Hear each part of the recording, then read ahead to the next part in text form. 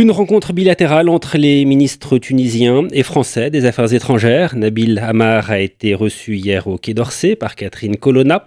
Une occasion, selon Paris, de marquer et de réaffirmer le soutien de la France à la Tunisie et au peuple tunisien.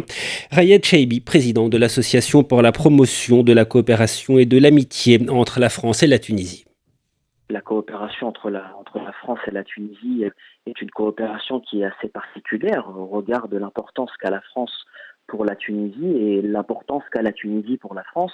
Donc c'est une visite avec beaucoup d'enjeux, aussi bien économiques que sur le plan éducatif, que sur le plan culturel, que sur le plan sécuritaire et notamment sur la question des défis migratoires. Donc c'est une visite qui est très importante à tous les échelons, à tous les niveaux et sur tous les sujets. La ministre française des Affaires étrangères qui a rencontré hier son homologue tunisien, quels sont les points qui, selon vous, devraient être mis en lumière ? Il y a la question des flux migratoires qui est une question essentielle et notamment on l'a vu au cours de ces dernières semaines et je salue d'ailleurs la proposition qu'a faite le président de la République Kais Saied d'organiser un sommet international sur cette question-là regroupant les chefs d'État d'Afrique subsaharienne, les chefs d'État et de gouvernement d'Afrique du Nord avec leurs homologues de l'Union européenne, parce que je pense effectivement que c'est un problème qui doit être résolu au point de vue, je dirais, continental entre l'Europe et l'Afrique. La question évidemment économique, les rapports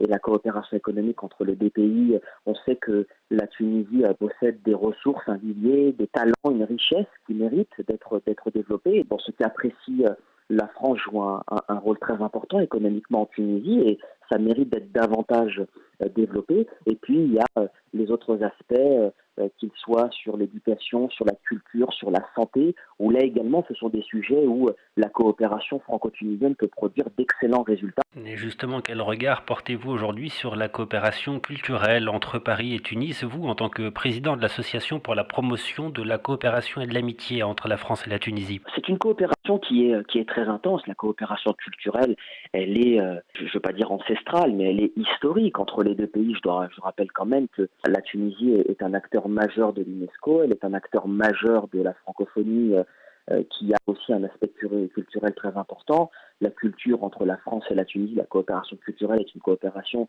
qui est assez dense, qui est riche et qui continuera d'ailleurs de se poursuivre.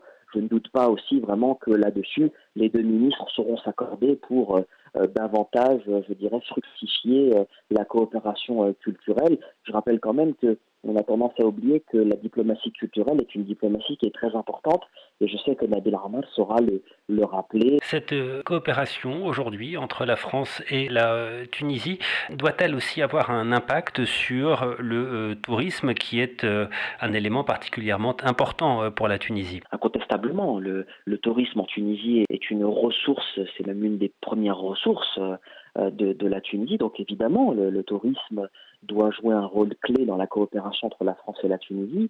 Et c'est pour ça d'ailleurs que moi j'invite et j'incite nos compatriotes de France à se rendre en Tunisie pour leurs prochaines vacances, parce que c'est vrai que la Tunisie est un magnifique pays. Ce n'est pas simplement la plage et le sable chaud, c'est aussi un patrimoine culturel, un patrimoine historique qui est assez important. Et c'est vrai que le tourisme mérite d'être soutenu en Tunisie. La Tunisie a quand même été frappée de plein fouet par la crise sanitaire, pas simplement sur l'aspect sanitaire à proprement parler, mais sur l'aspect touristique. Elle en a quand même bavé, passez-moi l'expression. Donc c'est vrai que c'est important de refaire décoller économiquement le pays sur l'aspect touristique. Et à ce niveau-là, bien sûr, la France peut jouer un très grand rôle. Elle joue déjà un grand rôle. Mais c'est vrai que la mise en valeur du patrimoine tunisien, la mise en valeur du tourisme tunisien, et notamment du tourisme écologique aussi, on n'en parle pas assez, mais le tourisme vert existe aussi en Tunisie. Je pense que c'est aussi un point à mettre davantage en relief. En tout cas, je ne peux que soutenir et inciter mes amis et tous les Françaises et Français à se rendre massivement en Tunisie pour découvrir ce beau pays. Vous étiez présent, Rayed Chaibi, au sommet de la francophonie en novembre dernier à Djerba. Ce sommet qui a été un élément important justement pour cette reprise du tourisme en Tunisie. Surtout, ça a permis de mettre en relief le potentiel économique de la Tunisie, parce que lors de ce sommet, il y a eu le forum économique de la francophonie qui a pu mettre en relief ce que la Tunisie peut avoir de meilleur. Les compétences, la richesse, les ressources, Donc je pense que justement le sommet doit avoir cet impact économique. On doit faire de la francophonie un levier de développement. C'est vraiment un cheval de bataille. Et je l'ai d'ailleurs rappelé, je l'ai d'ailleurs souligné au ministre des Affaires étrangères lors de ma rencontre avec lui hier. C'est vrai que la francophonie comme levier de développement, et notamment levier de développement économique, c'est aussi quelque chose d'important à encourager et à promouvoir. Et c'est pour ça que je mise beaucoup sur la présidence tunisienne du sommet, puisque la Tunisie, je vous le rappelle, préside le sommet jusqu'en 2024, année à laquelle la France reprendra le flambeau puisqu'elle organisera le prochain sommet. Mais je pense que durant la présidence tunisienne du sommet, on doit axer sur la francophonie économique et surtout pour qu'elle soit, je dirais, porteuse d'emplois, qu'elle soit créatrice d'emplois et qu'elle permette justement à celles et ceux qui veulent créer d'avoir la possibilité de pouvoir créer, y compris dans leur propre pays, c'est-à-dire de créer ce qu'on appelle plus communément l'économie inclusive. Cette visite du ministre tunisien des Affaires étrangères Nabil Amar est intervenue après que Paris s'est ému de l'arrestation de plusieurs opposants au président Kais Saied ces derniers mois. C'est aussi quelque chose qu'il est important de souligner. Je pense que ça sera dans le cadre des discussions. Je ne serai pas dans les discussions, mais peut-être qu'il ce sera un sujet qui a été évoqué ou qui sera évoqué entre Nabil Amar et son homologue. La seule chose que, à titre personnel, je peux dire, c'est que effectivement, il ne m'appartient pas de commenter les décisions de justice. La seule chose que je peux dire, c'est que ceux qui ont été emprisonnés ne l'ont pas été sur fond de délit d'opinion, mais simplement il y a des suspicions, en tout cas, dans les arrestations qui ont été effectuées. Ce sont des suspicions qui n'ont pas attrait à un délit d'opinion, mais à d'autres attraits.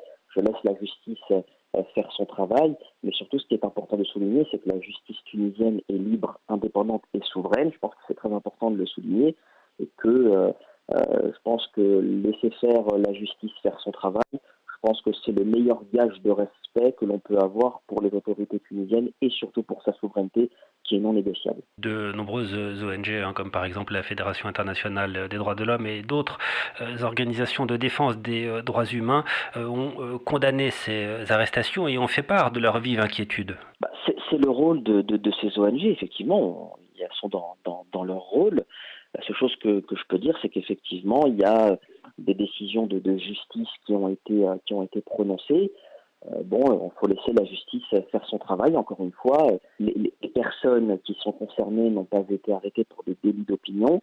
Il y avait une époque où en Tunisie, on emprisonnait pour des délits d'opinion. Aujourd'hui, ça n'est pas le cas. Je pense qu'il faut laisser la justice faire son travail. Et encore une fois, la Tunisie est un État libre, souverain et indépendant. Sa justice est libre, souveraine et indépendante.